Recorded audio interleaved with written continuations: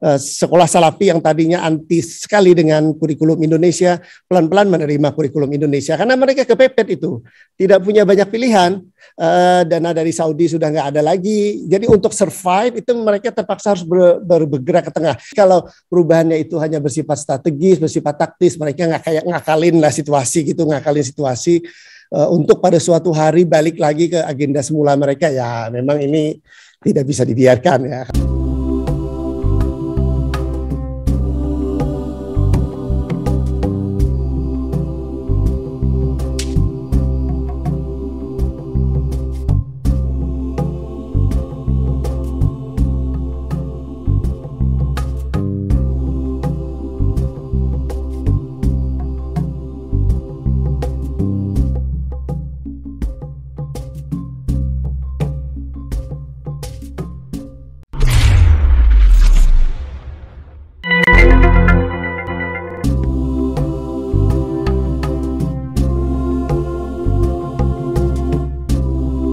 Ini kali kedua saya terlibat dalam mendiskusikan buku Mas Chris Chaplin ini. Yang pertama di Al-Walid Center, Edinburgh University bulan lalu, dan kali ini di Paramadina ya. Sekali lagi selamat Mas Chris atas terbitnya buku ini yang menarik perhatian banyak orang. Nah, tentang Salafisme ini saya kira kita sudah paham lah ya. Salah satu gerakan yang paling banyak menarik perhatian dari para peneliti dalam 20 tahun terakhir. Ya, kenapa? Karena Salafisme dikaitkan dengan radikalisme, dengan terorisme, dengan kekerasan. Pasca 9/11 itu ya, semua mata tertuju kepada Salafisme yang dianggap sebagai gerakan yang menancapkan akar kekerasan yang kemudian berbuah pada gelombang aksi-aksi teror dan juga konservatisme di seluruh belahan dunia Islam. Nah, ini latar belakangnya kenapa banyak perhatian tertuju kepada Salafisme. Nah, karya Chris ini melengkapi karya-karya kesadanaan yang sebelumnya telah terbit mengenai Salafisme, mulai ya termasuk karya saya juga, kemudian Roland Mayer ya, Global Salafism, lalu Stephen Lacroix tentang Saudi ya, kemudian Thomas Heckhammer, Laurent Minefoy, Zultan Paul, Yuas Wahkemaker juga itu menghasilkan karya yang luar biasa bagus saya kira. Tetapi ada kelebihannya di Chris ini, etnografinya itu kaya sekali itu. Kalau yang lain-lain kan yang bercerita tentang sejarahnya, kemudian profilnya, ideologinya dan lain-lainnya. Tetapi di sini etnografinya tuh hidup sekali, apalagi di bukunya ada ilustrasi, sketsa ya, yang ditulis oleh istri Mas Chris sendiri itu, yang digambar itu ya. Jadi saya kira membaca buku ini pasti akan membuat kita bisa betah duduk berjam-jam menikmati sajian etnografi yang hangat di dalam karya tersebut. Ini memang benar ya, Salafisme itu menarik perhatian juga di samping terasosiasi dengan radikalisme dan terorisme, juga lebih karena Salafisme itu kan kompleks sekali, sangat beragam gitu, tidak tunggal. Kita tahulah kalau saya menyebut Salafisme itu sebagai reconstituted Wahabisme yang dikemas ulang. Ya tentu ada unsur-unsur modernisme Islam, ada unsur-unsur revivalisme, puritanisme di dalamnya. Ajaran Muhammad Ibn Abdul Wahab juga sangat menonjol. Tetapi ini kan hasil dari percampuran dari banyak hal ya, yang didorong oleh Saudi Arabia sebagai pemain utama ya di dalam perkembangan Salafisme 30-40 tahun terakhir ini. Nah, hubungannya dengan negara dan demokrasi perlu saya catat sejak awal bahwa Salafisme itu sejak dulu itu sangat loyal pada negara, sangat loyal pada political establishment. Mereka merujuk kepada doktrin Ibnu Taimiyah, tidak boleh dengan alasan apapun melawan terhadap penguasa yang sah. Itu bagi kaum Salafi tidak ada tawar-menawar sekalipun, sedikit pun. Walaupun mereka menolak keras demokrasi, mereka anti demokrasi, ya karena tahulah rejim Saudi dulu ya sebelum perkembangan-perkembangan 5 tahun terakhir ini ya sangat anti demokrasi, mereka monarki yang absolut begitu, itu cocok kan dengan karakter dari rejim Saudi Arabia. Tapi nggak boleh melawan gitu, nggak boleh melawan. Nah itu mereka ambil dari ajaran Ibnu Taimiyah, kemudian dari ajaran Muhammad Ibnu Abdul Wahab, dari modernisme Islam. Abduh juga sedikit banyak diambil, terutama aspek-aspek perlawanannya terhadap kolonialisme ya. Tetapi sayangnya mereka tidak mengambil aspek progresivitas Barat dan logika yang diadopsi oleh gerakan modernisme di dalam Islam. Saya lebih cenderung menyebut bahwa istilah Salafi ini sengaja dibajak itu, tadinya miliknya Islamic Modernism dibajak oleh aktor-aktor gerakan ini supaya lebih bisa diterima oleh masyarakat luas. Nah, interpretasi mereka tentang loyalitas itu harus dalam keadaan apapun diberikan kepada penguasa yang sah, itu bisa bergeser-geser itu. Tergantung, maksud saya, bagaimana mereka mempersepsi tentang penguasa itu. Satu faksi mengatakan bahwa ya kalau penguasanya itu zalim, penguasanya itu jair, tidak berlaku adil, ya kenapa kita harus diam? Dulu karena bersentuhan dengan gerakan Ikhwanul Muslimin, muncullah varian yang kita sebut ya, Quintan Victorovich dan lainnya memperkenalkan istilah itu Salafi Haraki. Salafi Haraki itu Wahabi plus Ikhwanul Muslimin. Lalu Saudi langsung kaget, tahun 79 ada pemberontakan Juhaiman Al-Utaibi yang lahir dari gerakan itu, Sahwah itu ya, disebut Sahwah. Lalu kemudian Saudi berusaha mengoreksi dengan mengurangi unsur-unsur ikhwan di dalam paket salapisme yang mereka ekspor itu. Nah, jadilah yang kita kenal sekarang Salafi jenggot itu. Dia kental dengan nuansa-nuansa simbolik, penekanannya lebih pada bagaimana mempraktekkan ajaran Islam dan berkomitmen membersihkan tauhid umat ya dari unsur-unsur syirik, unsur bid'ah dan macam-macamnya itu. Supaya bagi Saudi itu penting supaya mereka tidak terus-menerus terobsesi dengan politik. Itu Salafi yang sebenarnya lebih dikenal di Indonesia. Salafi yang disebut oleh para sarjana sebagai apolitical quietis, sunyi dan tidak berpolitik gitu ya. Ada satu lagi karena Salafi yang Haraki itu tadi didorong untuk pergi ke Afghanistan, sebenarnya itu desain dari sebagiannya dari aktor-aktor penting, aktor-aktor negara juga untuk menghindari tekanan politik mereka, sehingga pikiran orang-orang yang punya pikiran radikal itu disalurkan aja ke Afghanistan.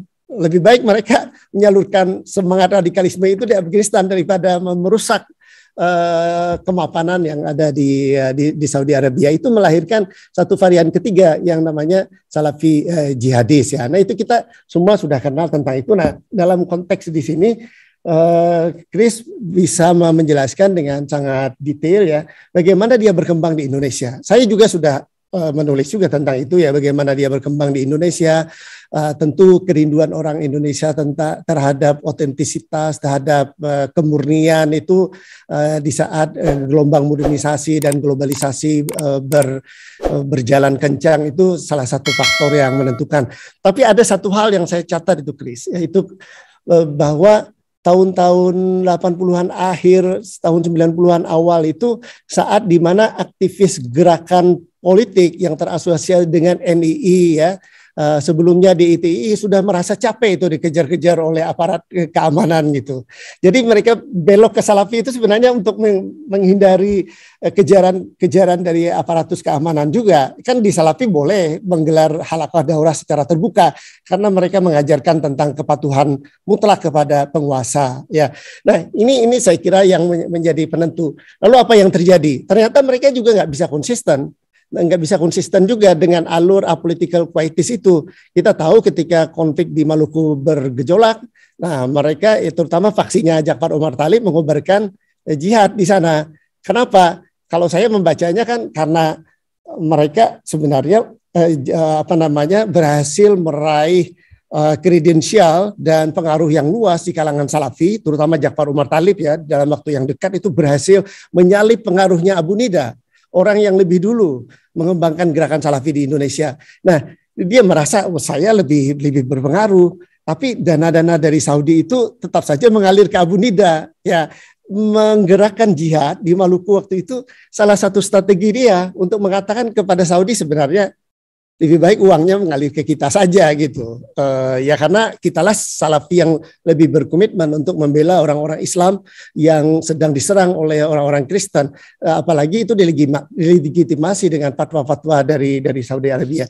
Ya, di situ saya kira ketidakkonsistenan gerakan Salafi ini. Jadi selalu ada argumen juga ketika mereka berjihad, dia bilang ya itu kan pemerintah yang berkuasa tidak bisa melindungi orang Islam, ya karena itu kita bolehlah melakukan jihad di sana. Itu selalu ada excuse gitu, selalu ada justifikasi atas tindakan-tindakan mereka. Tetapi itu umumnya berdasarkan pada fatwa. Nah, fokus Mas Kris ini saya kira pada masa SBY ya. Kenapa Salafi itu berkembang pesat? Kita tahu konteksnya berubah. 9/11 mengubah segalanya. Bom Bali terjadi Oktober 2002 ya. Itu mengagetkan banyak orang. Ternyata ancaman radikalisme itu bukan omong kosong gitu, nyata ada di depan pintu kita dan kita harus betul-betul bergerak untuk membatasi pengaruhnya gitu. Nah, lalu terjadilah kita tahu perang global melawan terorisme di Indonesia, juga perang global melawan radikalisme dan terorisme juga berlangsung. Namun mereka masih punya peluang di situ. Demokrasi yang terjadi pada saat yang sama itu memberikan angin kepada mereka ya untuk memperluas dalam beberapa hal pengaruh sosial mereka. Tetapi yang menarik dari Kris ini kan konteks yang mengitari ya, terutama konteks terjadinya demokratisasi di Indonesia itu memengaruhi salafisme dan sekaligus dipengaruhi gitu. Jadi Salafi itu memengaruhi konteks dan dipengaruhi. Jadi arena politik yang terjadi di Indonesia, yang berkembang di Indonesia itu sebagiannya dipengaruhi oleh Salafi kan, karena mereka terlibat di dalam wacana-wacana umum yang berkembang di masyarakat. Tapi mereka dipengaruhi juga oleh demokrasi yang berkembang di Indonesia. Karena itu mereka mengadopsi modernitas global juga. Mereka bergerak dari radio ke internet, memproduksi yang tadi t-shirtnya itu ada maknanya itu, Chris. Bukan sekedar mereka mengatakan jenggot yes, isbal no, tapi itu kan mereka mengadopsi budaya populer. Saya kira itu kekuatan demokrasi yang berkembang di Indonesia ketika negara memberikan akses kepada mereka untuk masuk ke ruang publik, yang mereka ternyata bergerak ke tengah. Itu barangkali pelajaran penting yang tidak didapatkan di mana-mana itu. Indonesia pernah memberikan contoh yang sangat nyata terhadap hal itu ya. Saya kira buku ini banyak memberikan sumbangan lah, terutama juga sekaligus menentang narasi-narasi besar tentang salafisme yang tadi memotret gerakan Salafi sebagai gerakan Islam transnasional yang karakternya konservatif, rigid, anti sistem, radikal dan violent. Ya di sini Chris saya kira lebih melihat aktor-aktor gerakan Salafi itu sebagai individu yang kreatif ya, yang terlibat tidak hanya di dalam menyebarkan norma-norma konservatif mereka, tapi juga menegosiasikan pemahaman keagamaan Salafi dengan konteks lokal yang berubah pada saat itu. Karenanya sebenarnya konsisten dengan karakter utama Salafi yang loyal kepada political establishment. Chris mengatakan bahwa Salafis ketika tadi dipengaruhi oleh konteks yang berubah di Indonesia, ternyata juga bisa juga bergeser ke tengah, pelan-pelan mendukung nilai-nilai keindonesiaan, kewargaan, sambil terus menyebarluaskan pemahaman keagamaan tertentu mereka. Saya punya beberapa bukti dalam konteks ini, misalnya sekolah Salafi yang tadinya anti sekali dengan kurikulum Indonesia, pelan-pelan menerima kurikulum Indonesia karena mereka kepepet itu, tidak punya banyak pilihan. Dana dari Saudi sudah nggak ada lagi, jadi untuk survive itu mereka terpaksa harus bergerak ke tengah. Pertanyaan saya yang terakhir itu, apakah pergeseran kaum Salafi ini pergeseran yang sifatnya genuine ataukah pergeseran yang sifatnya taktis gitu? Kalau taktis ya tentu ya ini akan tetap menjadi PR kita. Tapi kalau pergeseran yang genuine, kita bisa menunjukkan kepada dunia bahwa demokrasi itu bisa mengalahkan radikalisme gitu. Sebenarnya demokrasi. Jadi jangan cepat-cepat mengambil jalan refleksi misalnya untuk ini, tapi ternyata mekanisme demokrasi bisa. Tapi kalau perubahannya itu hanya bersifat strategis, bersifat taktis, mereka ngakalin situasi untuk pada suatu hari balik lagi ke agenda semula mereka. Ya memang ini tidak bisa dibiarkan ya kalau itu yang terjadi. Tapi kita masih perlu melakukan riset lagi untuk bisa tahu apa yang benar-benar terjadi di dalam gerakan Selapi. Selamat Chris dan selamat Pusat yang mendiskusikan buku ini. Saya kira waktu saya sudah selesai ya Mbak Tias ya. Iya. Terima kasih.